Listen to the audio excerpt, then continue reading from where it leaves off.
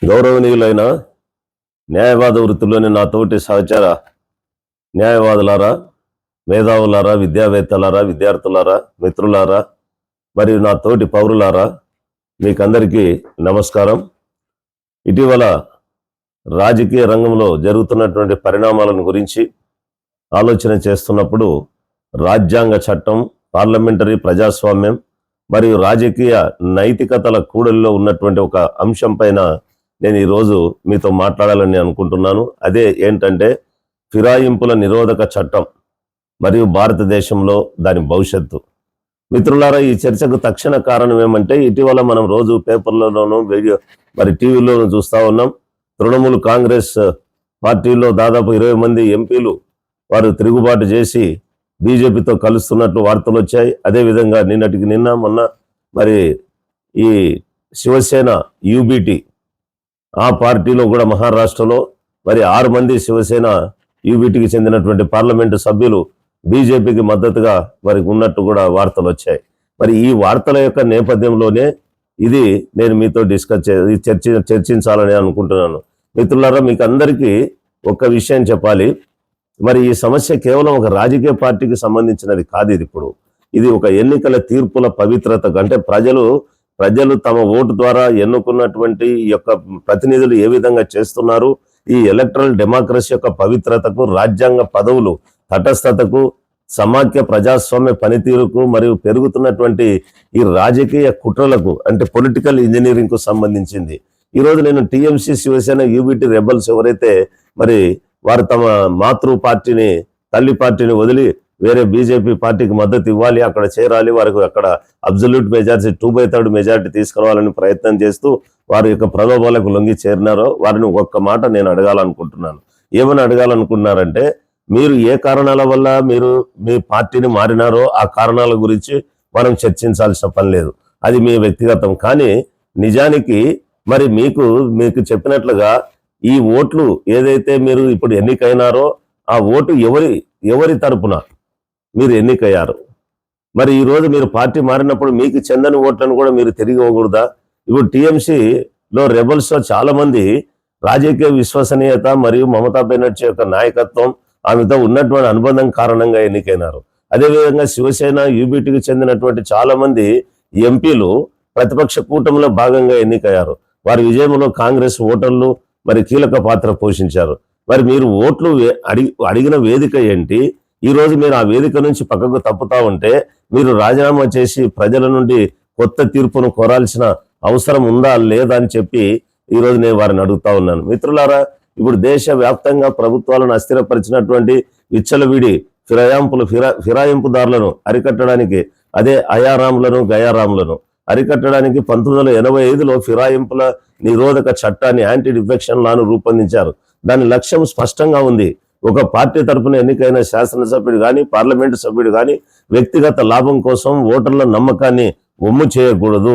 దాని ప్రకారం శాసనసభ్యులైనా, పార్లమెంటు సభ్యులైనా వారు స్వచ్ఛందంగా పార్టీ సభ్యత్వాన్ని వదులుకున్నా లేదా శాసనసభ ఓటింగ్లో, పార్లమెంటు ఓటింగ్లో ఈ పార్టీ ఆదేశాలను ఉల్లంఘించి వ్యతిరేకంగా ఓటు వేసినా వారిని అనర్హులుగా ప్రకటించడానికి ఈ యొక్క యాంటీ డిఫెక్షన్లోని 10వ షెడ్యూల్ వీలు కల్పిస్తా ఉంది. కానీ 40 సంవత్సరాల తర్వాత ఇది ఇంప్లిమెంటేషన్ అమలు చేసిన తర్వాత నిజంగా చట్టం తన లక్ష్యాన్ని అది సాధించగలుగుతా ఉందా, లేక రాజ్యాంగ రూపకల్పనకు రాజకీయ ఆచరణ అంటే ఈ పొలిటికల్ ఇంజనీరింగ్ ఈ రాజ్యాంగ రూపకల్పనను అతిక్రమించిందా ఒకసారి ఆలోచించాలి. మిత్రులారా, ప్రస్తుతం ఈ టీఎంసీ వివాదం కానీ, శివసేన యూబీటీ వివాదం కానీ ఈ సవాలును మనకు స్పష్టంగా చేస్తూ ఉంది. పార్లమెంటరీ పార్టీలో 3/2 కంటే ఎక్కువ మంది ఎంపీలు ఒక బృందం విలీన నిబంధన కింద రక్షణ కోరుతా ఉంది. అంటే ఈ పార్టీలే అంటే అది అసెంబ్లీ కానివ్వండి, పార్లమెంట్ కానివ్వండి, 3/2 ఎన్నికైనటువంటి ప్రజాప్రతినిధులు ఒక గ్రూప్ గా వేరే పార్టీలో మెర్జి కావడం, విలీనం కావడం కానీ, లేకపోతే వారికి సపోర్ట్ గా వేరే ప్రత్యేక గ్రూప్ గా నిలబడడం కానీ జరిగినప్పుడు ఈ యొక్క విలీన నిబంధన కింద రక్షణ కోరుతా ఉంది. అయినప్పటికీ కేవలము శాసనసభ్యులు మాత్రమే ఈ విలీనాన్ని సృష్టించలేరు. సుప్రీంకోర్టు అనేక సార్లు స్పష్టం చేసింది. మాతృ రాజకీయ సంస్థ కూడా అంటే పొలిటికల్ పార్టీ కూడా ఈ యొక్క దానిని ఆమోదించాల్సిన అవసరం ఉంది. ఇప్పుడు మహారాష్ట్ర రాజకీయ సంక్షోభం కేసులో మరి సుప్రీంకోర్టు చెప్పిన ప్రకారం శాసనసభ విభాగం అసలు రాజకీయ పార్టీతో తన రాజ్యాంగ సంబంధాన్ని తెంచుకోలేదని కూడా రాజ్యాంగ ధర్మాసనం స్పష్టం చేసింది. మరి ఈ వ్యాఖ్యానం రాజకీయ తీర్పుల సమగ్రతను కాపాడుతా ఉంది. అయితే ఈ సమస్య ఇప్పుడు జరుగుతున్నటువంటి ఫిరాయింపులు ఇదైతే ఏ విధంగా ఉన్నాయో ఆనాటి ఆయారంలోని గయారంలోని మించి ఇప్పుడు టోకుగా మరి అమ్ముడుపోతున్నటువంటి పరిస్థితి. భారతదేశం అంతటా ప్రభుత్వాలు ఎన్నికల ద్వారా కాకుండా ఇప్పుడు కొన్ని ప్రభుత్వాలు మరి ప్రజల యొక్క మ్యాండేట్ ను కాదని ఏర్పడుతున్నాయి. ఈ రాజీనామాలు, ఫిరాయింపులు మరి ఎన్నికల అనంతరమైనటువంటి రాజకీయ పునరేకీకరణల ద్వారా మారడాన్ని మనం పదే పదే చూస్తా ఉన్నాం. మరి ఇది నిజంగా వారి సిద్ధాంతాలకు వ్యతిరేకంగా, మరి వారి యొక్క పార్టీ విధానాలకు వ్యతిరేకంగా, స్వార్థ ప్రయోజనాల కోసం ప్రజా తీర్పును మరి వ్యతిరేకించి ప్రజా తీర్పును అధిగమించి ఈ విధంగా మారడాన్ని మనం చూస్తా ఉన్నాం. ఇది ఒక తీవ్రమైన రాజ్యాంగపరమైన ఆందోళనను మనకు కలిగిస్తా ఉంది. పౌరులు ఓటేసినప్పుడు వారు కేవలం ఆ వ్యక్తిని చూసి ఓటేయరు. ఆ వ్యక్తి వెనుక ఉన్నటువంటి రాజకీయ పార్టీ కార్యక్రమాలు, విధానాలు, పొత్తులు మరియు నాయకత్వ ఎంపిక, ఎవరు నాయకుడు ఉంటాడో అదన్నీ కూడా చూసుకొని ఓటేస్తారు. కానీ ఎన్నికల ద్వారా, ఫిరాయింపుల ద్వారా ఈ విధంగా ప్రభుత్వాలు మారితే ప్రజల యొక్క తీర్పుకే, ప్రజాస్వామ్య తీర్పుకే ఈరోజు ప్రమాదం ఏర్పడుతూ ఉంది. మరో ప్రధానమైనటువంటి ఆందోళన కలిగించేటువంటి విషయం ఏంటంటే ఇక్కడ స్పీకర్ పాత్ర.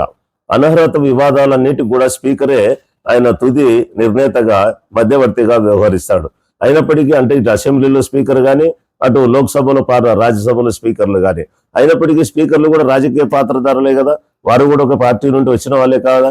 కాబట్టి వాళ్ళు మరి తటస్థంగా ఉండి వారి యొక్క ఇంపార్షియల్ గా, నిష్పక్షపాతంగా పనిచేస్తారన్నది అది వివాదాస్పదమైనటువంటి అంశం.